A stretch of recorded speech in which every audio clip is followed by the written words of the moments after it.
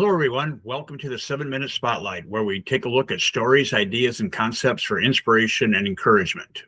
And sometimes these stories will make us think, how can we impact ourselves? How can we change ourselves? Or can we make an impact on other people? And today is a story from a fictional character from a movie. The movie is Shawshank Redemption. And one of the characters in the movie was an inmate named Brooks Hatlin. Now, Brooks was the librarian. Many of you that saw the movie will remember him. And he was there for 50 years. He went in 1905 and was released in 1954.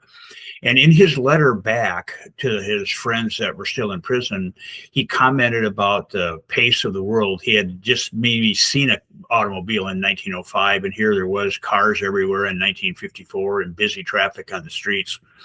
He said one line that I just love from a movie. In writing back to his friends, he said, "The world went and got itself in a big damn hurry." And if that was true then in 1954, and it was true when the movie came out, and it's still true today, the pace of what we do has been ratcheted up so much that I guess we have an expectation of it. And you think back to 1954, from that time period, we went from old style typewriters to electric typewriters, to word processors, to now we have email where we can type a message and it can go around the world. And it can be email, text message, messenger, through Facebook, any of those mediums. And it's there in a matter of seconds. And so just our communication has increased in velocity. It used to be when we would watch infomercials. Anybody remember infomercials on TV? Or we would get a catalog or some type of mail piece and then order something, and it would have in the fine print, allow 4 to 6 weeks for delivery. Today, with Amazon, Walmart, and all the other shopping venues out there online, we can get things in 4 to 6 hours. Nobody wants to wait 4 to 6 weeks for something when you can have it in 4 to 6 hours. As we speed things up, we even are to the point where we can use car services such as Uber or Lyft.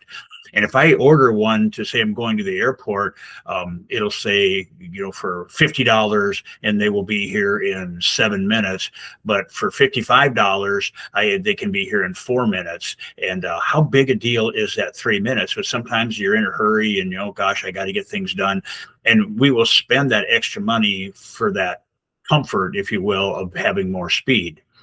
And even thinking of trips that I take myself, I get bored easily, I get distracted easily. And so I don't want to go to the airport really, really early and have to just sit there and wait. And I've never missed a plane, but there's been times when they're, just ready to shut the door, going down the jetway or whatever. I'm the last one to get on the plane, cutting it close, drives Mary crazy. But the thing with getting to the airport early, I've realized that, I can sit and wait at home. I can sit and wait in a hotel, or I can sit and wait at the airport. And we kind of have an aversion to, let's just say that we don't like being bored. We have to constantly be active, have our brain be engaged in something. So getting to the airport early, I have actually realized, that's the time to bring a book along, or maybe have a notepad and make some notes about things that I want to do for the future. And with today's electronics, maybe I can write a letter, update some of my files, whatever it is. I can be productive. But if you think about it, do we have to be productive every minute of every day? Do we know how to slow down? Are we in such a big hurry that we have to hurry up and get to the next thing and get to the next thing and the next thing, to where we're just uncomfortable if we don't have something to do?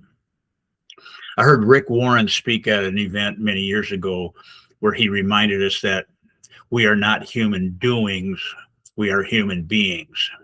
And so sitting and waiting for a vehicle, or sitting and waiting at an office, waiting for an airplane, reading a book, sometimes maybe even when we wait in a restaurant and we have an opportunity to engage with our server or just even the party that we're with, maybe it's a chance that Mary and I get a chance to visit about things that we just don't take the time to do during the day.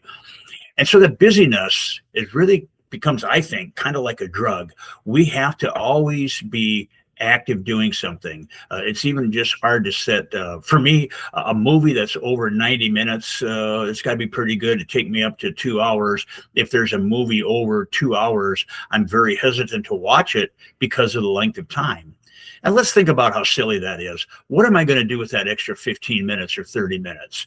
It's not that big a deal. But in my head, I have put limits on what is valuable for my time. And it's a foolish limit. And so let's not be in a big hurry. Let's not have our world be like what happened to Brooks Hatlin when he got out of prison. Yes, it's a fictitious story, but it tells the truth about human beings. It tells the truth about us as inhabitants of planet Earth. And so our challenge is what can we do with our time?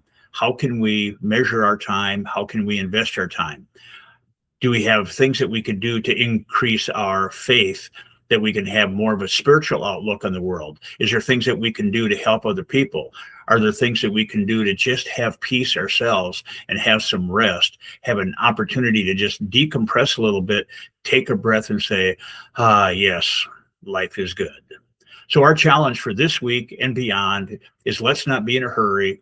Let's be timely. Let's get things done that need to be done, but let's enjoy the journey. We don't have to be in such a hurry to get to the future that we can't enjoy the trip getting there. God bless you all. We'll see you on the next one. Goodbye.